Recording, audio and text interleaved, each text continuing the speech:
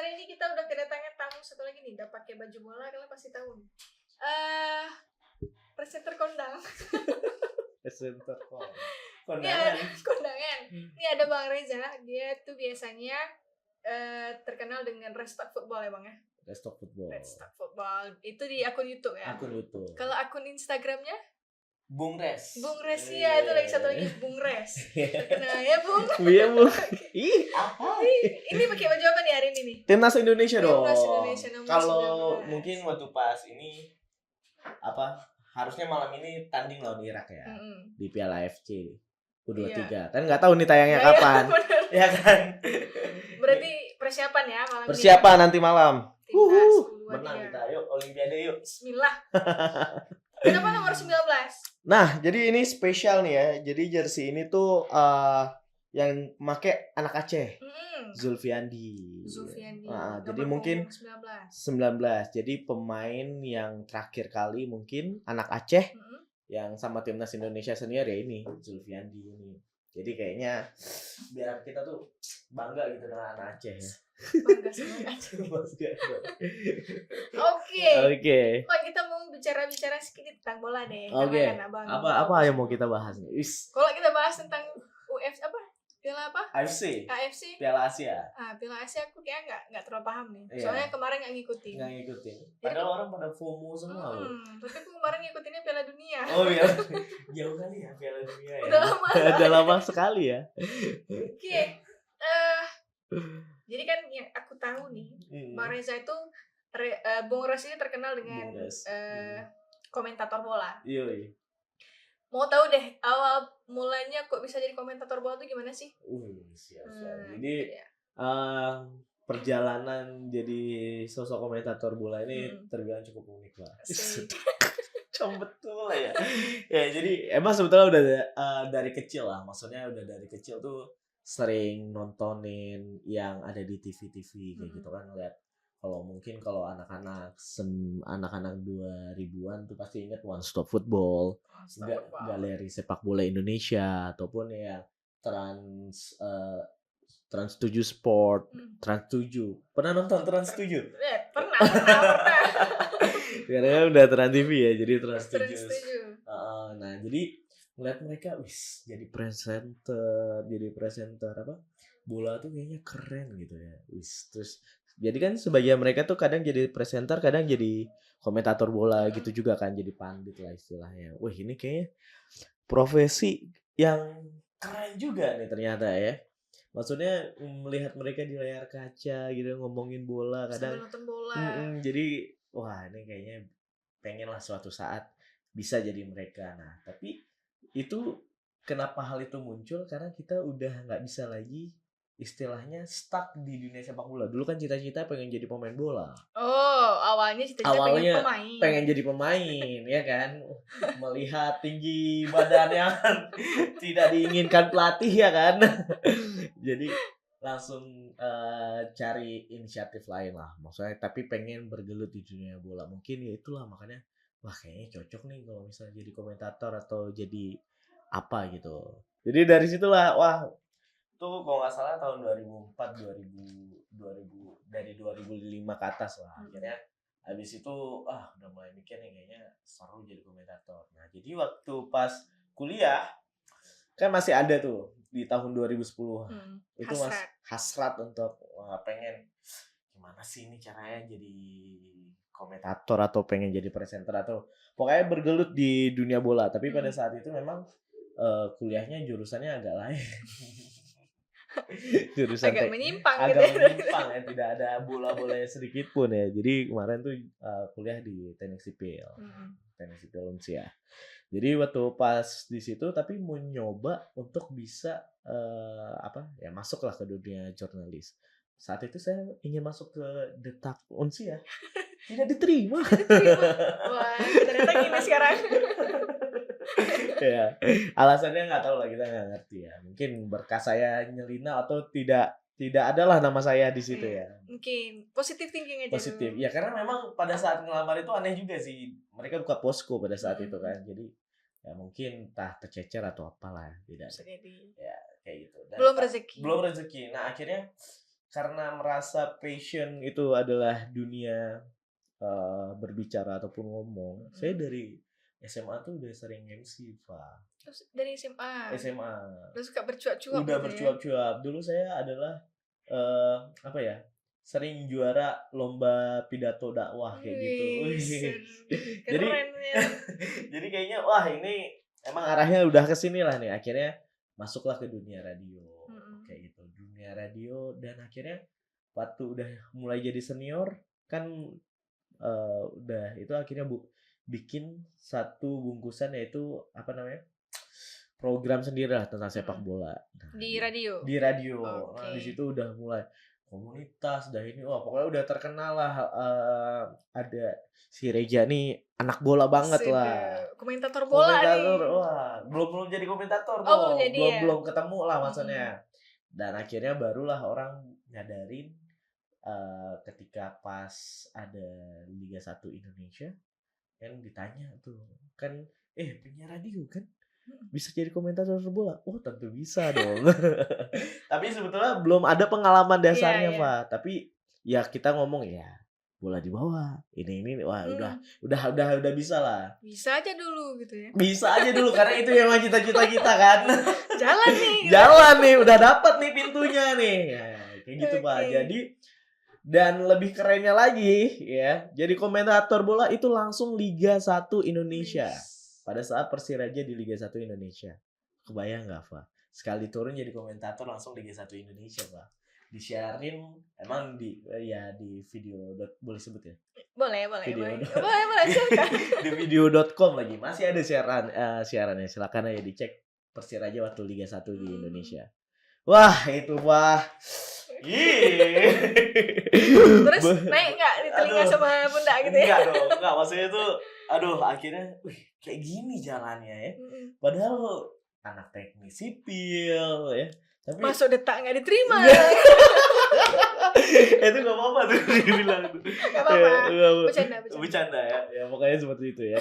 Dan tapi wah waktu pas masuk radio baru nemuin passion, akhirnya gelutin. Pas ada tawaran katanya abang letting di radio kan suka bola kan ini ada nyari komentator buat Liga 1 Indonesia. Langsung gas meskipun kita bilang nggak bisa. Nah dari situ akhirnya udah mulai lah tuh kan belum ada nama nih pada saat itu nih ya kan, sapaannya siapa nih. Wah dulu karena dari dulu suka pakai nama di punggung tuh Res. Buatlah Bung Res. Sudah. Muncullah seorang komentator bernama Bung Res. Itu tahun berapa tuh? 2019. 2020. Akhirnya udah karena kan Persiraja itu kan naik ke Liga 1 di tahun 2019. Jadi di laga percobaan tuh udah langsung suruh dia coba komentator. Udah diminta tolong lah sama teman-teman yang ada di Persirajanya. Nah, akhirnya oke dipakai terus. Ya abis itu barulah udah jadi komentator mungkin kalau lebih ininya komentator Persirajanya sih ya. Dan akhirnya Tarkam wah diajak. Udah Tarkam diajak di Hipmi Cup, Bang Aceh Cup, Karya Utama Cup, PS Amla. Wah, pokoknya ini Tarkam ngikut terus lah. Wih, asli ini udah jadi komentator nih sekarang nih. Ya, tapi meskipun cita-cita kita kan nasional ya. Iya, meskipun nggak jadi ya setidaknya apa yang dulu diinginkan tercapai lah. Setidaknya udah ada di jalurnya, walaupun belum selevel yang diinginkan. Nah, dan satu lagi, Pak. Apa tuh? Karena komentator ini, Pak, akhirnya bisa berangkat ke Qatar. Oh iya, ke Qatar 2000 berapa lah? 2022. Nah itu gimana ceritanya? Kok bisa sampai Qatar tiba-tiba? Bung Res, coba jelaskan sama saya sekarang. Ya udah, jadi kan memang kan pada saat itu kan wah udah terkenal lah nih Bung Res dengan komentator, jadi komentator pertandingan Persiraja ya kan, udah terkenal. Jadi waktu pas saat itu ada produk boleh disebutin? Boleh. Gak ada sponsor kita cuma ini. Siapa tahu nanti dia masuk ya. Kan? Tapi kayaknya udah pernah masuk ya. Kayaknya ada CAF ya. Kayaknya pernah masuk ya. masuk gak sih? Nggak pernah masuk di sini. Oh, ke sini. Di channel sebelah kali ya. Ya, jadi ada Kaf ya. Ini produk buat cowok ya, untuk maskulin lah, pembersih atau pembersih wajah gitu ya. Wajah ya, dan lain-lain. Dan akhirnya mereka buat lomba komentator se-Indonesia. Apa? Produk Kaf itu tadi buat apa? Kompetisi yaitu challenge komentator bola. Nanti siapa yang menang bakal diberangkatin ke Qatar buat nonton Piala Dunia. Itu berapa orang tuh? Apanya? Yang diberangkatin? Yang diberangkatin 2 orang pada saat itu, Pak. Okay. Jadi kan itu kan circle kita pada nge-tag nih. Wis, Bung Res ikutan. Ada lomba komentator. Bang, aku yakin abang menang. Tahap apa udah komentar di Instagram. Oke lah, kita buatlah video challenge-nya. Harapan sih semoga aja, siapa tahu betul-betul lah kan, nggak ada salahnya ya kan dibuat. Karena pada saat itu udah mau hari terakhir, Pak. Udah mulai mau hari terakhir, kita cari. Padahal produk Kaf di Aceh juga masih sulit saat itu. Masih minim kan, harus munculin produknya kan. Udahlah, carilah nih. Oh, akhirnya dapat. Emang di tempat penjualan outlet mereka sendiri kan. Dan akhirnya dapat dan bikinlah tuh video komentator. Ya kali ini kemarin video Piala Dunia Italia, komentarin lah video yang ada di situ. Ya kali ini membawa bola, wow pagi kau, kayak gitu lah kan. Udah upload. Menang nggak ya, nungguin. Akhirnya Pak, satu-satunya peserta paling jauh dari Aceh lolos loh, Pak. Yang lain dari Jakarta semua, Pak. Rezeki Bung Res emang. Iya. Dari luar Jakarta. Dari luar Jakarta. Nah, yang sebetulnya, Pak, jadi kan pada saat menang 5 besar, itu kan 5 besar yang berangkatin kan kedua. Nah, 5 besar itu akan jadi masuk 5 besar akan diadu lagi untuk mendapatkan 2 orang itu tadi. Nah, jadi kita ini diberangkatin ke Jakarta untuk ketemu komentator yang udah senior yang biasa di TV. Kan makin shock, Pak. Lah, ini gimana ceritanya kita bisa ketemu sama mereka? Ya ampun, Pak. Gak pernah kepikiran ya sebenarnya. Gak pernah kepikiran. Valentino Jebret, Rendra Sugiono, Panji Suryono. Ya Allah, Pak. Itu yang biasa tiap hari nonton di TV, Pak. Ya ampun, depan mata. Jadi kan cuma 3 itu aja kan, Pak. Jadi dalam dunia pandit atau komentator bola ini ada lagi yang lebih orang sering bicarain dia, Pak. Tapi dia sering kerjanya di sama orang ini juga di kantor mereka. Jadi kan mereka ada kantor kayak bikin podcast juga. Nah, kebetulan di Jebret Media itu kan. Jadi kan kita yang udah pasti ketemu lah sama 3 nih. Tapi si yang ini dia tuh siaran di situ juga. Jadi kan kita belum tahu nih bakal ketemu apa enggak kan. Tapi berharapnya pada saat itu ketemu. Wah, waktu pas nyampe di Jebret Media itu, pertama datang Rendra Sugiono. Mata udah mulai berkaca-kaca. Keluar, abis itu nggak lama kemudian datang Valentino Jebret. Waduh, jebret ya kan. Itu yang biasa kita nonton TV sampai viral.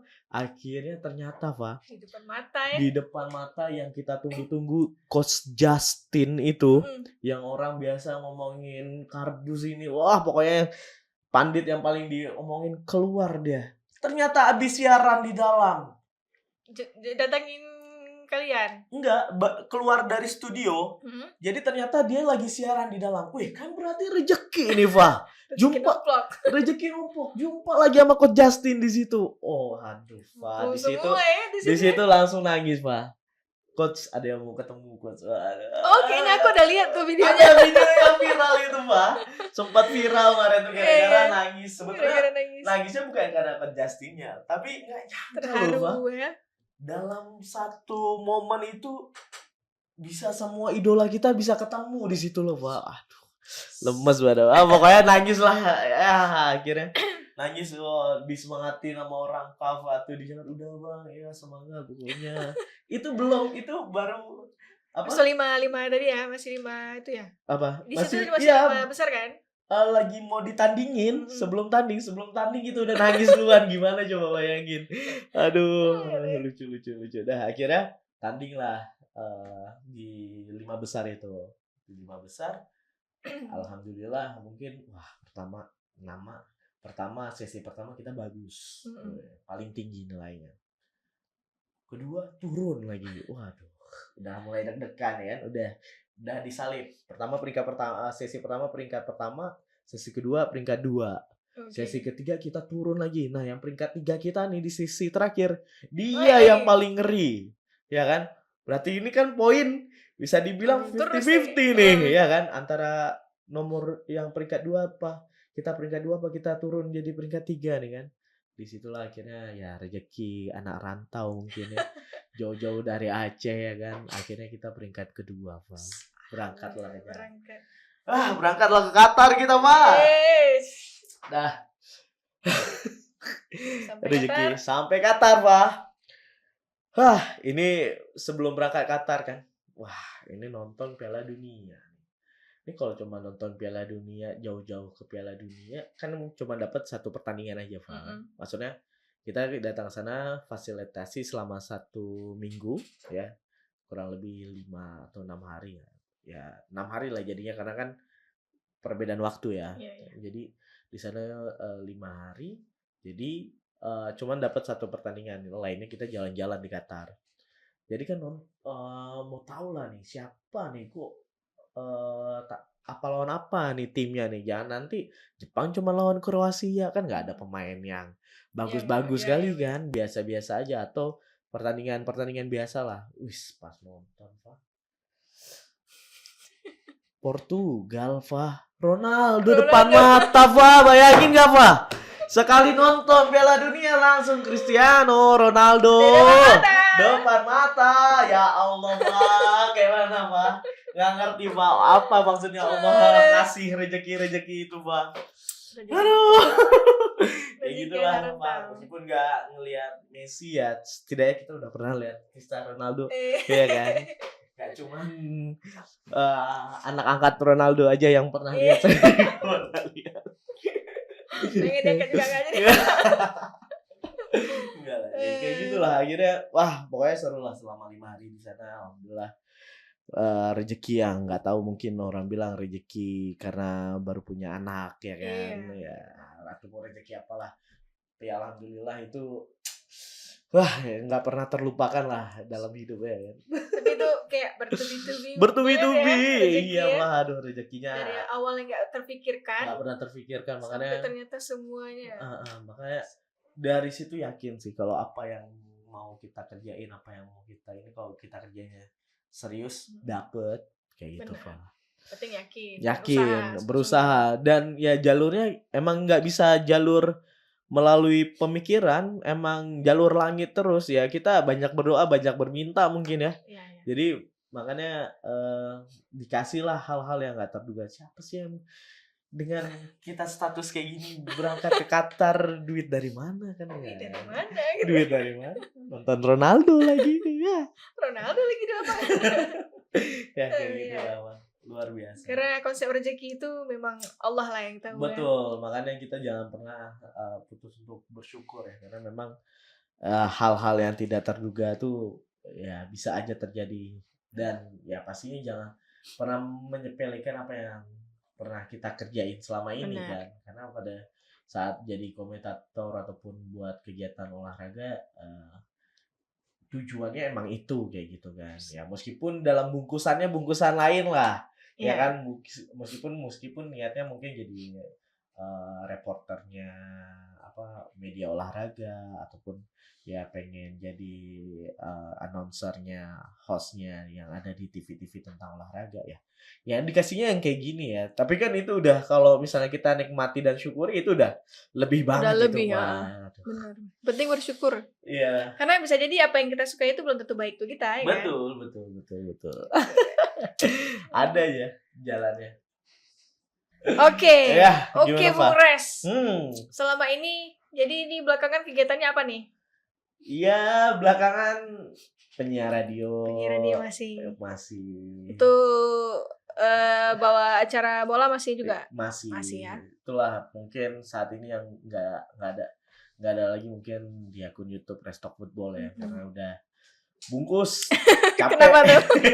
Capek rupanya Pak ya. Capek ya. Akun YouTube ya, apalagi kalau nggak ada tim sendiri, kemana-mana bawa tripod, ngedit sendiri, buat sendiri, bawa kamera sendiri. Aduh, ternyata luar biasa. Salut sih buat orang-orang yang konsisten di dunia YouTube. Tapi banyak ya penontonnya Restock Football, lumayan kan? Kalau dilihat siapa narasumber sih sebetulnya. Kalau narasumbernya oke, nasional, mungkin naik lah kayak gitu. Karena kemarin yang naik itu kayak talk show sama legend Persiraja yang bawa Persiraja juara Liga Indonesia untuk pertama kalinya, dan mungkin itu susah untuk digapai kembali. Terus juga sama Miftahul Hamdi, pemain Aceh timnas. Terus juga ya sama pelatih asal orang Aceh, Coach Fahri. Yang labelnya udah timnas Indonesia kayak gitu. Itu banyak lah. Banyak yang labelnya udah bagus ya, banyak ya. Dicari gitu. Iyalah, mungkin dia diangkat sama mereka. Tapi kalau kita misalnya undang, mungkin kita ngobrol berdua sama Eva. Nonton paling cuma teman-teman kita aja gitu ya. Tapi semoga yang ini rame ya nanti. Ditonton makaf ya. Amin. Oh ya. Gimana? Apa ya tadi? Apa? Gini deh, misalnya sejauh ini abang melihat persepak bolaan di Aceh itu gimana sih? Kalau di Aceh mungkin baru-baru aja ya kelihatannya tuh bagus, karena memang patokannya itu kan Persirajanya ya kan. Jadi Persirajanya mungkin memang masih di kasta Liga kedua di Indonesia kan. Tapi dengan pencapaian yang udah luar biasa kayaknya, ternyata dengan kemarin kan waktu di Liga 2 pakai kebanyakan pemain lokal kan. Dan pemainnya juga bagus-bagus sih. Kayaknya ya bagus lah, tapi mungkin pembibitan lagi dan itu juga bukan faktornya permasalahan yang ada di Aceh aja, tapi di Indonesia. Tapi kalau mungkin di pulau-pulau Jawa udah lebih terarah. Nah, di Aceh ini roadmap-nya itu gimana pengembangannya, gimana anak-anak ini nanti ke depan mau jadi apa.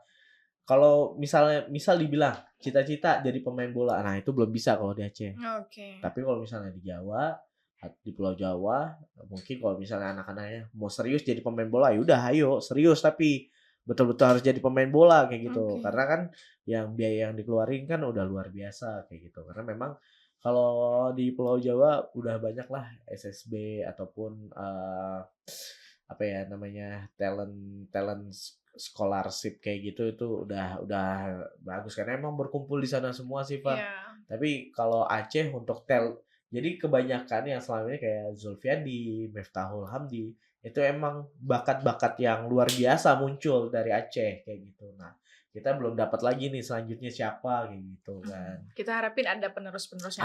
Harusnya ada. Kan? Masa dari 34 provinsi Aceh nggak ada sih kan. Sebenarnya ada, cuma mungkin ruang dan wadahnya itu aja yang belum. Iya, makanya kalau misalnya memang anaknya mungkin suka banget dengan dunia bola dan bapaknya juga serius dengan dunia bola, ya udah jangan nanggung-nanggung.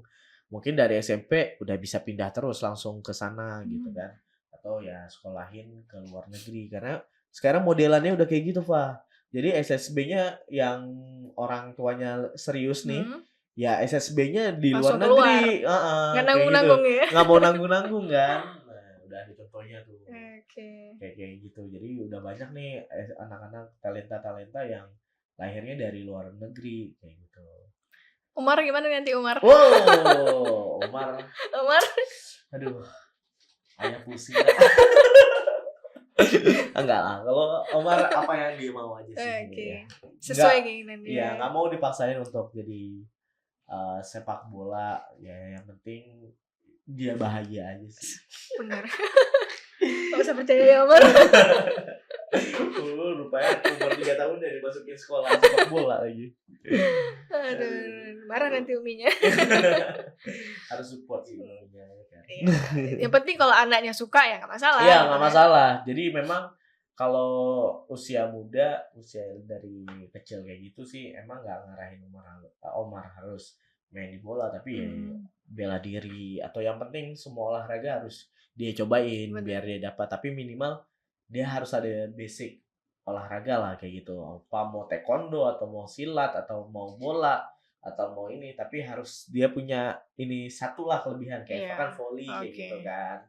Harus ada yang kayak gitunya, Pak. Jadi olahraganya apa gitu yang diminati gitu. Apakah renang kan bisa aja gitu. Betul. Ya? Jadi ternyata ngelihat dari hal itu, jadi dia tuh termotivasi mungkin buat rajin olahraga kayak gitu kan, tanpa kita suruh dia mau olahraga sendiri kan. Jaga kesehatan. Jaga kesehatan. Kalau kita nggak ada kasih minat itu nanti dia hari Minggu tidur, main HP. Iya benar. Jangan sampai kayak gitu lah. Mending ada kegiatan lah. Benar. Kayak gitu. Waktu-waktu yang digunakan untuk produktivitas selain bekerja lah kita. Betul luar biasa. Oke, Bung Res. The last is apa sih keinginan Bang Reza? Apa tuh? Saya untuk dunia sepak bola ke depan khususnya di Aceh ke depan. Nah, jadi mungkin ada unek-unek yang pengen nggak disampaikan. Itu emang lagi lagi difokusin ataupun juga lagi dicari bukan dicari formula sih, maksudnya gimana sih Aceh ini bisa berkembang dengan industri sepak bolanya, Pak. Jadi kan yang sangat kurang di Aceh ini kan industrinya sendiri kan. Jadi kita sebagai mungkin orang-orang bola mungkin yang di sini belum bisa memanfaatkan industri itu. Kalau di Jakarta ya sekarang nonton YouTube ya kan, ataupun nonton Instagram kan. Jadi di Jakarta tuh Pak, jadi kayak misalnya ada podcast kayak gitu. Itu semua hidup tuh Pak. Jadi yang punya kayak kita udah pernah kita omongin. Jadi kayak ada akun pembahasan tentang bola itu loh Pak. Jadi mereka tuh hidup dengan cuman berbahas bola itu aja, dan bahkan ini saya yang lagi memikirkan ada satu komoditi kecil, dia membangun sebuah industri yaitu dari fans ya, tapi mereka membuat digitalisasinya Pak. Jadi mereka kayak kasih informasi, terus kasih mereka jalan-jalan ke Inggris kan, mereka fan Liga Inggris kan. Lah dari situ fans mereka, orang-orang yang follow, orang-orang yang mau misalnya subscribe premium ya kan, ataupun apapun itu sampai berbayar mau orang loh kok bisa nih kayak mana caranya.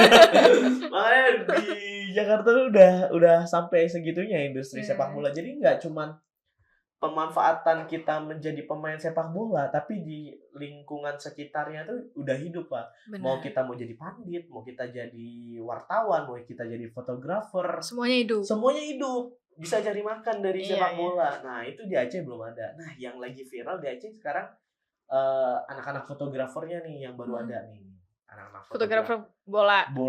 Nah kan mereka Pak sehari mereka 250.000. Bayangin sehari dapat 3 aja 750. Sebulan berapa Pak? Gaji kita kayak mana tuh Pak? Ya kayak gitulah ya. Maksudnya alhamdulillah lah dari industri bola yang udah mulai berkembang di Aceh, mungkin yang kecilnya baru itu aja. Tapi kok di sana mah udah entah apa-apalah. Ya kita harapin nih bahwa semoga kita juga bisa seperti itu. Jadi semuanya karena, hidup. Betul, karena kan saya kan bukan pemain ataupun atlet, jadi harapannya bukan di pemainnya ya, maksudnya nggak bisa juga kita ngarepin, karena saya juga belum ngerasain tuh gimana jadi pembibitan atau apa, tapi saya kan fokusnya saat ini kan industrinya nih, di luar itu ya kan, masih ring satunya lah. Nah itu dia, kalau misalnya itunya aja berkembang, wah semua orang bisa bisa apa ya, bisa berkarya lah dari sepak bola itu Pak. Itu semua lah ya, karena bisa mengurangi angka kemiskinan juga. Betul. Wah, angka pengangguran juga nih. Betul. Besar dampaknya pasti. Iya, wah dari tarkam aja itu juga sebetulnya udah aneh tuh. Tarkam itu perputaran apa ya Pak? Pendapatan, hadiah itu kan gede banget Pak. Jadi tarkam itu sekali menang misal hadiah 70 juta. Jadi itu kalau dikelola aja dengan bagus, keren banget lah industrinya Pak. Kalau sepak bola itu hadiahnya gede-gede. Gede-gede. Kalau volley itu kecil-kecil. Yang nonton gimana coba? Bayangin kalau tiket 10.000, yang nonton 1.000 orang atau 100. Kalikan aja. Ikan. Kayak gitulah Pak. Kita mesti bisa menghayal. Iya, bisa menghayal. Tapi ya maksudnya kayak gitu. Kalau di Jakarta tuh semua mereka udah jalan sih, udah jalan. Ya, kita harapin nanti kita di Aceh gitu juga lah. Kayak dukung Restock Football lah. Oke, Restock Football kita dukung. Jangan lupa. Apa Restock Football di sini aja home-nya, boleh? Aduh. Oke, berarti Bung Res itu ya. Alhamdulillah dari awalnya berkeinginan sampai akhirnya dikasih sendiri jalannya sama Allah. Yang bahkan nggak pernah terpikirkan sebelumnya gitu ya. Memang Allah itu punya rencana sendiri. Betul. Jadi guys, itu aja pembahasan kita kali ini. Jangan lupa yang penasaran sama Bung Restock Football, jangan lupa dibuka. Let's talk about you. Juga dibuka. Restock Football juga dibuka. Di YouTube-nya subscribe aja meskipun videonya udah 2 tahun yang lalu. Iya, 2 tahun yang lalu nggak apa-apa. Itu masih yang pengen tahu tentang siapa tadi Bang? Legenda-legenda. Legenda Persiraja. Ya, itu masih ada. Masih ada di situ. Ya. Jangan lupa ditonton. Oke Bung Res, terima kasih banyak. Thank you. Jangan lupa nanti malam kita dukung timnas. Ayo. Indonesia. Bisa kalau